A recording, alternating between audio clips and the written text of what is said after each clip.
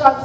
Yes, okay, pick your prize here. So yun po, no, marami po pinagdaanan ang nanay na jobs. Nagyaya po siya, yes. So talagang humble beginnings. Naging waitress din po siya. At saka, naging mananahe. So, in fact, mga bedsheet, cortina sa bahay, siya po ang nananahin niyan. At hindi lang po talaga na naging profession ni nanay ay ang maging mananayaw. Okay. Pero I think yun talaga yung dream niya, ang maging mananayaw. Okay, next question. Okay, hula na lang, or maybe dun sa mga kakilala, si tatay. Or magbigay na lang ng sample ng paborito nilang kanta or kanta ni nanay para kay tatay. Hula! Team song, love song, o yung mga pamangkin, mga anak, alam nyo ba? Alam nyo? Dalawa!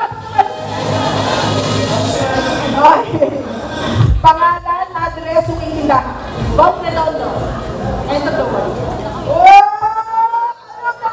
Alam niya, end of the world. Okay. Gusto niyo ba ng sample?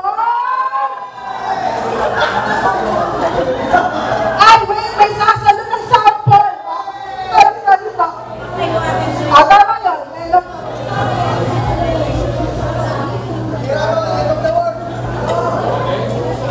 Why does the sun go on shining?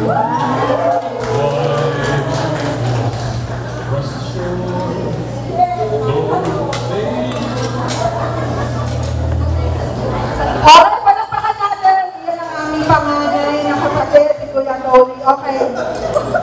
At ito nakakatawa. May tanong ako pero hindi ko alam yung sagot. Baka alam ng kuya ko. Ilang taon noong kinasal si nanay sa una niyang boyfriend? Ay, mali. Kay tatay pala. Ilang taon si nanay? Dali, kailangan ko ng coach.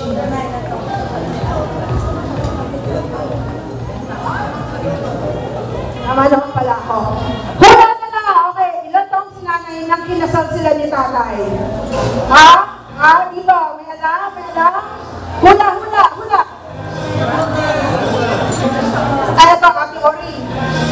Pagka ito, hindi mo alam. Nako. Ilang taon po si nanay nung kinasal siya kay tatay? Mga 24. Ay! Tatanong natin, meron po tayo dito mga taga-DTI at Sisip Goras at Pelayo para sabihin, magpatunay kung dala niya ang marriage certificate niya actually. Dahil ilang taon ka nung kinasal kay tatay? 24! Okay. And with that, congratulations! Yan, at dahil meron kang jacket. Okay, so later, pagpapatuloy natin ang part 2 ng ating Get to Know Nanay Better. But at this point, okay, we'd like to call on ang mga representatives from the next generation. So, nais kong tawagin on stage, di dapat nandito ako. Okay, nais kong tawagin ang mga apo. Okay, representative from each of the family, yung mga apo ni nanay. So I'd like to call on Ren, tapos si Kier, and then si Kuya Darren to give a short message for Lola.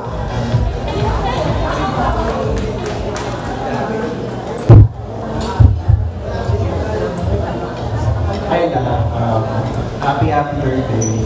So, message ko, we're praying for more birthdays to come, good health, tapos more bonding. So, lately, medyo nag-iisip tayo natin. Lagi na, as you advise,